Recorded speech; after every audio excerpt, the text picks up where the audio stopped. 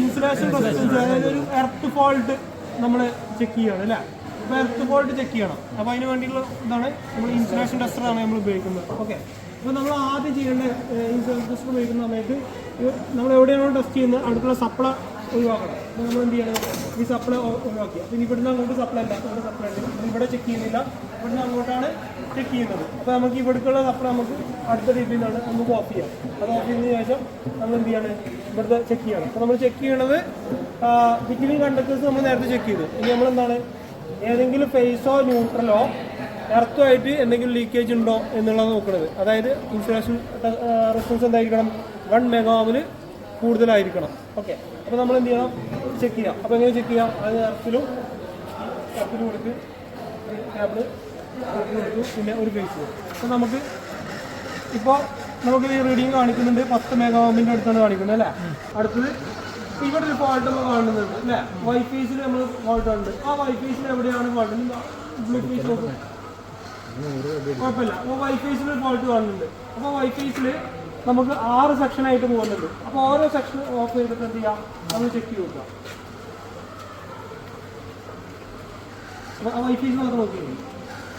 അപ്പോൾ എന്താണ് ഫോൾട്ട് എപ്പോഴും ഉണ്ട് അല്ലേ. അപ്പോൾ ഇതിലല്ല അടുത്ത് നോക്കുക,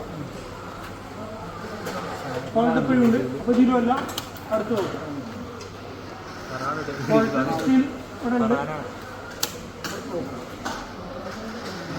ഫോൾട്ട് ഉണ്ട്, അടുത്ത് നോക്കുക, ഫോൾട്ട് ഉണ്ട്,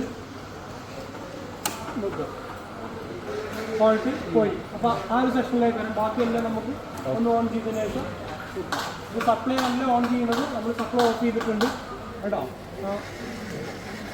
കേട്ടോ, ഇപ്പം എന്താണ് ക്വാളിറ്റി ഇവിടെ ചെക്ക് ചെയ്തത്.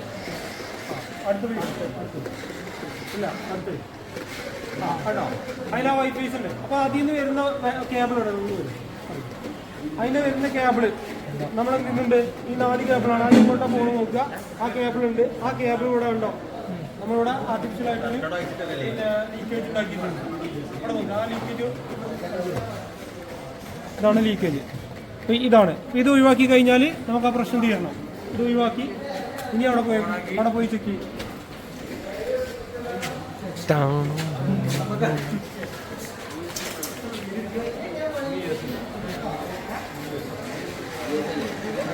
പ്രശ്നം തീർന്നേ. ഓക്കെ, ഇനി എല്ലാം ഓൺ ചെയ്തോ, എല്ലാം ഓൺ ചെയ്തോ.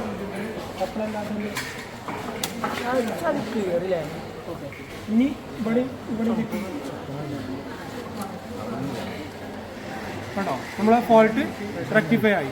ഓക്കെ, ഇങ്ങനെയാണ് നമ്മൾ ട്രേസ് ചെയ്ത് കാണ്ട് ഒരു ഫോൾട്ട് മനസ്സിലായല്ലോ.